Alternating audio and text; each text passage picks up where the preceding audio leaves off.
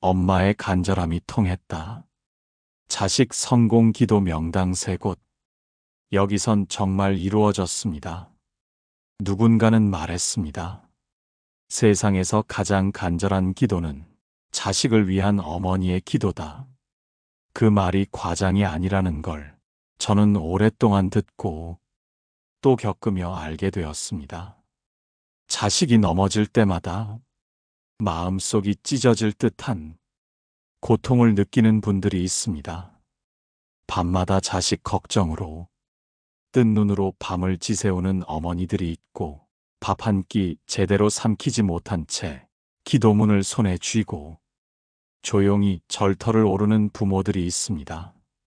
하늘이 있다면 부디 제 아이를 살펴주세요.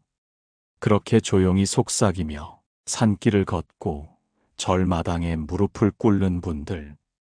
그런데 이상하게도 어떤 기도는 이루어지고 어떤 기도는 오랜 시간 묵묵히 기다려야만 합니다. 사람들은 묻습니다. 왜 어떤 절에서는 금방 응답을 받고 어떤 데서는 소식조차 없는 걸까요? 저는 그렇게 마음을 다해 기도했던 3분의 어머니를 만났습니다. 그리고 그분들의 이야기를 듣고 한 가지 공통점을 발견했습니다. 바로 기도가 공명한 자리였습니다. 그 자리는 오래도록 중생의 소원이 쌓여온 곳, 간절한 마음들이 모여 하늘과 땅을 잇는 곳이었습니다.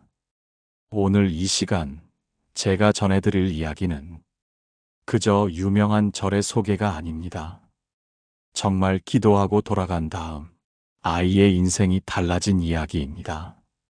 누구보다 간절했던 어머니들의 눈물과 기도의 흔적, 그리고 그 기도가 머물렀던 특별한 자리. 지금부터 간절한 마음이 닿은 3곳의 기도 명당 이야기, 그 감동의 순간으로 함께 들어가 보시겠습니다. 첫 번째 이야기. 지리산 천왕봉 아래서 울부짖은 어머니, 아들의 사법시험 합격 이야기. 경남 하동의 작은 시골 마을. 비가 내린 뒤에도 갯벌 냄새가 남는 들길 끝자락에 이숙자 씨는 조용히 앉아 아들의 책가방을 꿰매고 있었습니다. 그녀는 남편 없이 홀로 아들을 키웠습니다. 공장에서 일하다 손가락 관절이 휘고 굳었고 논반 일을 도우며 얻은 허리 통증은 이미 몇 해 전부터 일상이었습니다. 하지만 그녀는 꿈이 있었습니다. 자신의 것이 아닌 아들의 꿈. 우리 성민이 판사되면 사람들이 함부로 못하겠지. 가난하다고 무시하는 일도 없겠지. 성민은 머리가 좋았고 무엇보다 효심이 깊은 아이였습니다. 서울의 한 대학 법대에 입학한 후 그는 사법시험에 도전하겠다고 마음을 굳혔습니다. 하지만 그 길은 예상보다 훨씬 더 험했습니다. 1차는 어렵사리 붙었지만 2차에서 번번이 떨어졌습니다. 3수, 4수 어느덧 30대를 바라보던 해였습니다. 엄마 나 그냥 취직할까? 아들의 말에 숙자 씨는 대답하지 못했습니다. 그 밤 그녀는 이불 속에서 소리 없이 울었습니다. 그리고 다음 날 그녀는 버스를 타고 지리산으로 향했습니다. 누군가 말했습니다. 법계사에 가봐요. 지리산 천왕봉 아래 100일 기도하면 어떤 길도 트인다 하더이다. 법계사. 말 그대로 법이 열리는 자리. 지리산의 정기가 가장 맑게 내려오는 곳이라 불립니다. 산길을 두어 시간 넘게 오른 끝에 숙자 씨는 법계사 앞 작은 마루에 앉아 숨을 고르며 말했습니다. 부처님, 제가 뭘 더 바랄까요? 우리 성민이, 그 아이가 마음을 놓지 않게만 도와주세요. 그 손 놓지 않게 길을 열어만 주세요. 그녀는 법계사에 100일 기도를 올리기로 했습니다. 매일 새벽 첫 차를 타고 지리산 입구까지 가고 2시간 가까이 걸어 올라 기도를 하고 내려오기를 반복했습니다. 비가 오면 비옷을 입고 눈이 내리면 아이젠을 끼웠습니다. 어느 날은 미끄러져 발목이 돌아갔고 어느 날은 입구에서 곰을 마주쳐 길을 되돌아야 했습니다. 그녀는 아무에게도 말하지 않았습니다. 아들은 그 사실조차 몰랐습니다. 시간이 흘러 97일째 되던 날, 법계사에 오르던 중에 산 아래에서 전화를 받았습니다. 성민이었습니다. 엄마 나 붙었어. 최종 합격이래. 엄마 나 진짜 됐어. 그녀는 말없이 전화를 끊었습니다. 그리고 그 자리에 주저앉아 한참을 울었습니다.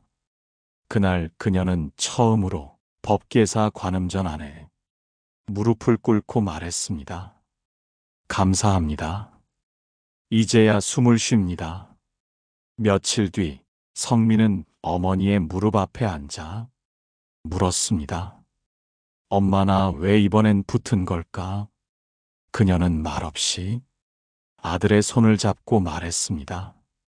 그동안은 너 혼자 싸운 거고 이번엔 우리 둘이서 한 거니까. 이후 성민은 판사가 되었습니다. 첫 임진은 어머니의 고향에서 가까운 진주지법이었습니다. 그리고 부임날 성민은 어머니를 모시고 지리산 법계사를 찾았습니다. 법계사 입구 오래된 돌계단 위에 어머니는 조용히 손을 모았습니다. 이 자리가 우리 아이의 길이 열린 자리입니다. 두 번째 이야기. 경북 영천은혜사 기도 중 낳은 딸이 국내 수석 졸업을 하다 결혼 8년 차 38세를 넘긴 나이에도 아이가 생기지 않던 박정희 씨는 하루하루 가슴이 조여왔습니다. 남편과의 사이에 특별한 다툼은 없었지만 시댁의 눈초리는 해가 갈수록 날카로워졌습니다. 심지어 한 친척은 대놓고 말했습니다. 40도 안 됐을 때 하나라도 낳아야지. 그 나이에 무슨 기적이 생기겠어? 그 말이 모처럼 박혀 밤마다 눈물로 베개를 적셨습니다. 의술도 써봤고 유명하다는 한의원도 다녀봤습니다.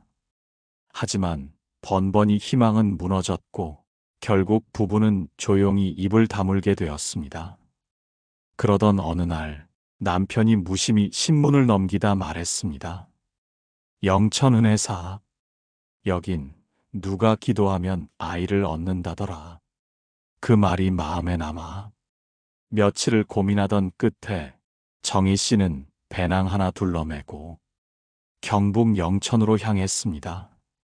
은혜사, 신라시대 의상대사에 의해 창건된 천년고찰, 많은 스님들이 고행하며 수행을 마친 도량으로 그 깊은 산골짜기 안에 고요히 자리하고 있었습니다. 은혜사 입구에 닿았을 때 정희 씨는 생각보다 웅장한 그 풍경에 말을 잃었습니다. 기와장마다 바람이 스치고 오래된 소나무 사이로 햇살이 깃드는 그 절은 묵은 마음을 덜어내는 듯한 기운이 있었습니다. 그녀는 관음전 앞에서 작은 방석을 깔고 그 자리에 그대로 앉았습니다. 아이를 주십시오. 제 생이 허투루 흐르지 않도록 한 생명만 저에게 허락해 주십시오. 그렇게 시작된 기도는 21일로 예정했지만 기도가 끝나도 발걸음이 떨어지지 않았습니다. 결국 49일을 은혜사에 머물기로 했고 그 시간 동안 그녀는 스님들이 내준 작은 암자에 묵으며 매일 새벽 예불과 오후 108배를 올렸습니다. 한겨울이었기에 절터는 뼛속까지 추웠습니다. 하지만 그녀는 포기하지 않았습니다. 내가 견디면 아이도 견딜 수 있을 거야. 그녀는 늘 마음속으로 그렇게 되뇌었습니다. 그리고 기도가 끝나고 한 달쯤 지났을 무렵 몸이 이상하게 피곤하고 속이 울렁이는 날이 이어졌습니다. 처음엔 기도 후유증이라 여겼습니다. 하지만 병원을 찾은 그날 의사는 조심스럽게 웃으며 말했습니다. 축하드립니다. 임신 6주입니다. 정희 씨는 그 자리에 엎드려 울었습니다. 기다리고 기다렸던 생명이 기도로 찾아왔다는 사실에 가슴이 벅차올랐습니다.